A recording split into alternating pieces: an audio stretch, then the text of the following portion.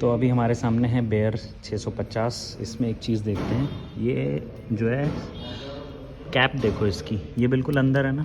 अब मैं एक डिफरेंस दिखाता हूँ, जीटी का देखो, जीटी में देखो बाहर है, ये सेम चीज़ मेरे वाले जीटी में भी है। मैंने दोबारा चेंज किया फिर भी ये चीज़ बाहर ही है, यहाँ से पानी जाता है।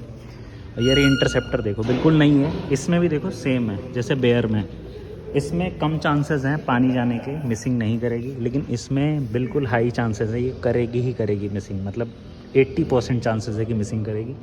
इसका है 50-50 मान लो, या 70 कि नहीं करेगी मिसिंग। तो पता नहीं क्यों डिफरेंस है, जबकि इंजन सेम है गाड़ियों का, फिर भी इतना बड़ा डिफरेंस मुझे समझ नहीं आता ये लोग क्या करते हैं, कौन सा माल फूंकते हैं।